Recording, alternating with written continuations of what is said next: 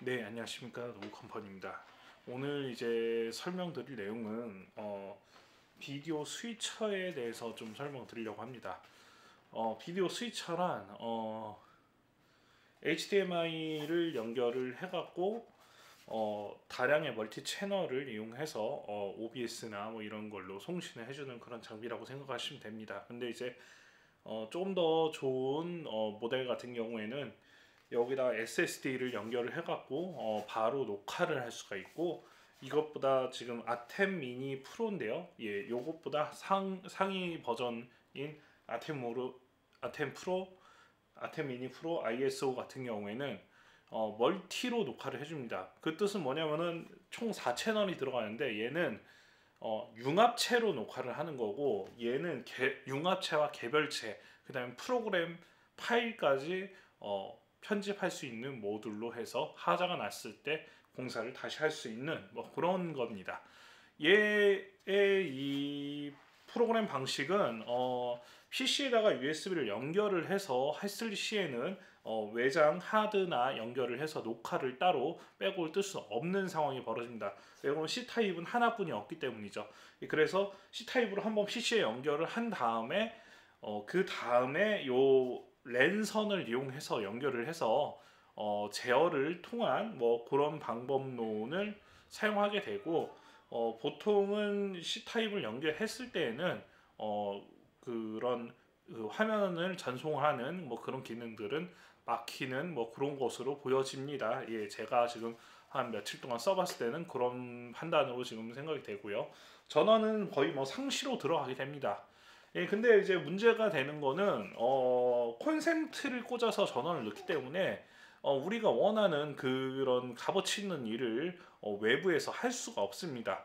예, 그러면은 여기다가 C 타입으로 외장 하드를 연결을 하고, C 타입 뭐 SSD 뭐 T5라든지 아니면 뭐 샌디스크의 좀 슬림한 그런 하드를 연결해서 최고 용량으로 했을 때 1테라 기준 한 50분 정도를 뽑아낼 수 있으니까 고용량으로 뽑아낼 수 있다는 거가 증명이 나옵니다. 이 외에도 타블렛의 어플리케이션을 이용하면 오디오나 이런 것들을 여기서 제어하는 그런 것들을 타블렛으로 개별로 여기다 꺼내서 제어 또한 가능해요. 한 4만 원? 아, 예, 죄송합니다. 한 6만 원? 이 정도면 제어가 가능해요.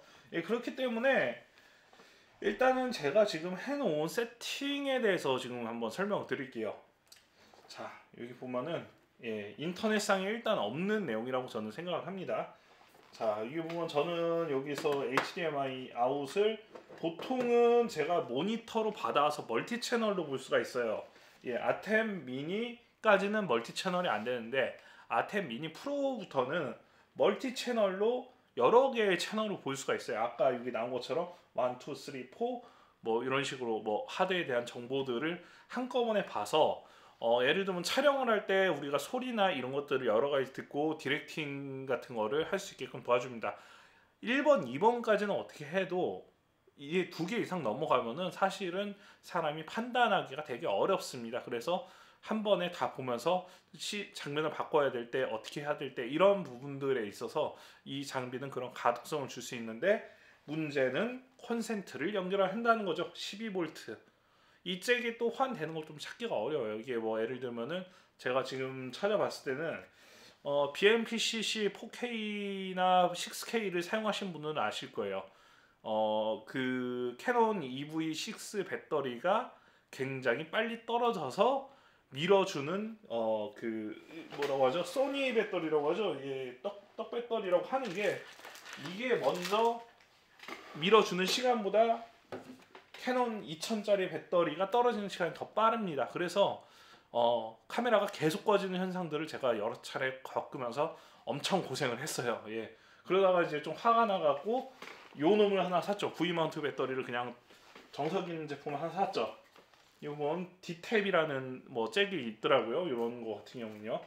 근데 이제 제가 인터넷 찾아보니까 여기에 꽂는 잭하고 똑같은 건데 D탭으로 뽑히는 잭을 찾았어요.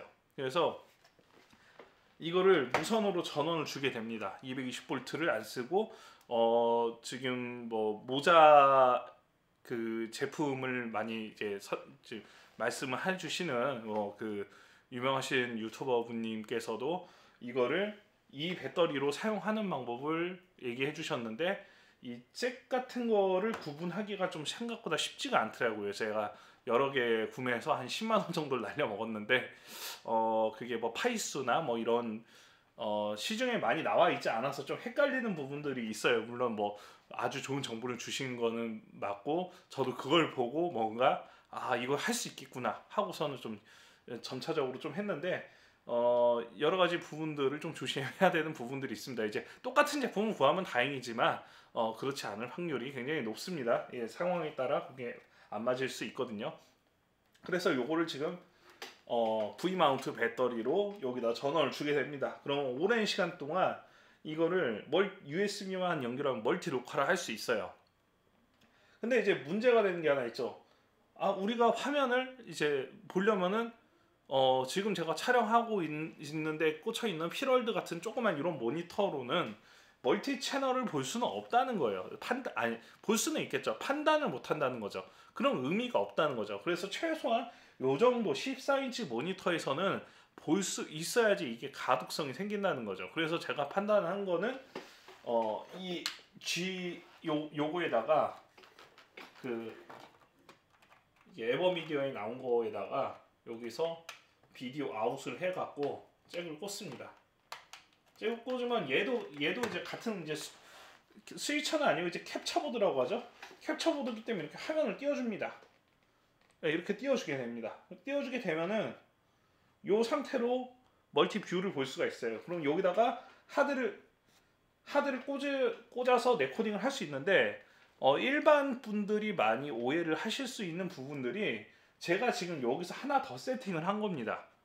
여기서 한 발자국 더 나간 거예요. 자 보시면은 이것만 갖고 레코딩을 할 수가 있어요. 멀티 레코딩을 할 수 있어요. 여기서 화면을 보고 어느 정도 제어를 할 수 있는 거죠. 얘는 예전에 저희가 DSL 시절에 무선 제어 시스템이라고 해서 지금은 캠파이라는 게 나왔는데 그때는 캠파이가 없었을 때예요. 그래서 요거를 외국에 나와 있는 TP-링크 회사에 나와 있는 제품을 국내에는 없습니다. 그래서 요걸 갖고 DSL을 제어하는 퀵 DSLR이라는 어플이 그때 좀 판매가 됐었어요. 그래서 그거를 9,900원인가 주고 사서 얘를 연결하면 DSLR은 다 됐는데 지금 이제 요즘에 나온 영상 관련한 거는 제어를 못해요.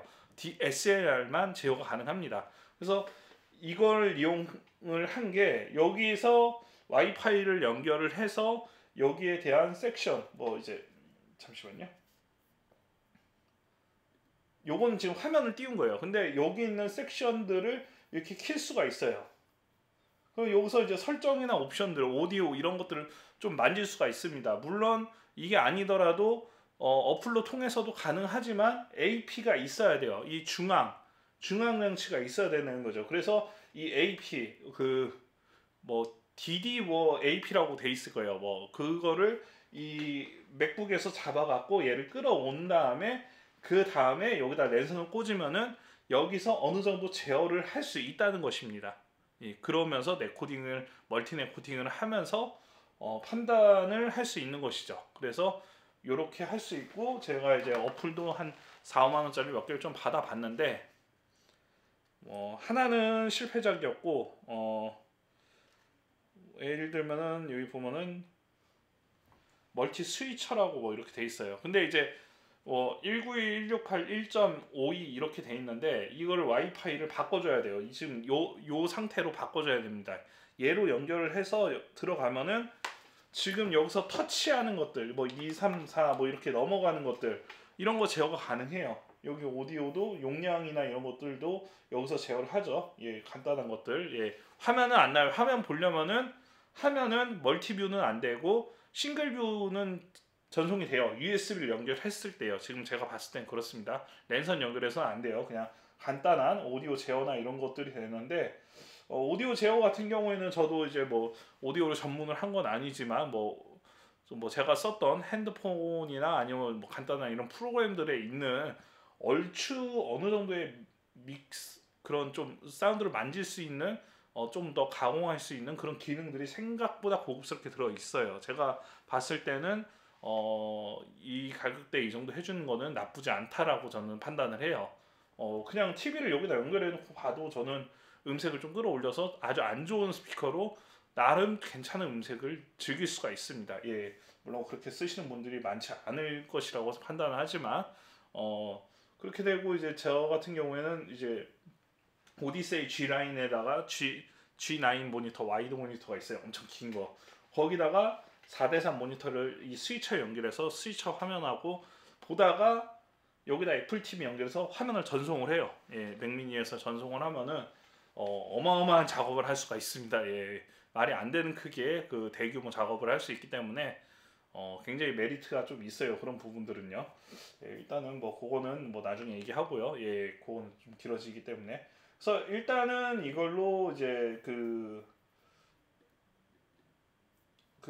지금 이제 에버미디어사에 요걸 연결을 해서 여기서 HDMI 아웃으로 해서 멀티뷰를 띄워놓고 얘로 랜선을 연결해서 전체 네트워킹 구성과 전원을 밀어주는 뭐 그런 세팅을 만들어 놨습니다. 그렇게 되고 여기서 핸드폰까지 해서 그 터치뷰라든지 아니면은 뭐 번외로 뭐 얘를 컨트롤하는 오디오 믹스라든지 이런 걸 타블렛으로 여기다 여러 개 껴서 놔둔다고 하면은 어마어마한 작업들을 할 수 있지 않을까 이렇게 판단합니다. 그래서 이렇게 무선으로 다 책상 하나만 있으면 갖다 놓고 쓸 수 있고 여기 전원이 남으니까 여기 전원도 밀어주고 하면은 뭐 엄청난 작업들을 할 수 있어요. 근데 이제 조금 제가 지금 못 찾은 게 여기 보면 이렇게 전체 화면 보기가 있는데 저는 이거를 IBM에서 주로 사용했단 말이죠. 이제 맥에서는 지금 처음 사용해 보는데 이렇게 크게 해놓고 나면은 종료를 하는 게 아니면은 이게 작업 이거 재구성이 안 됩니다. 제가 일단 에버미어는 AS 전화를 일단 안 받아요. 예전에 제가 저거를 에버미어 제품이 제가 저거 GC534 GC553인가 저거를 두 대를 살 때쯤에 30만 원 정도 갔었는데 그때도 전화를 잘 안 받았는데 지금은 더 안 받으세요. 예, 예, 좀 난해해서 이게 물어볼 데도 없고 어차피 외국 회사고 해서 이런 식으로 멀티뷰를 모니터를 안 갖고 다니고 덱스 모니터나 이런 거 전원 없이 어차피 뭐 M1이 뭐 전원 구조는 뭐 한 8시간 정도를 그냥 버텨버리니까 여기다가 뭐 떡배터리 하나 뭐 이런 것 하나만 연결해 줘도 엄청 더 오래 가죠. 한 10시간 이상 찍습니다. 그럼 저렇게 세팅 구조를 해놓으면은 굉장히 안정적이면서 메리트 있는 촬영을 멀티로 고용량으로 할 수 있다는 뭐 그런 장점을 갖고 있습니다. 예, 이상입니다.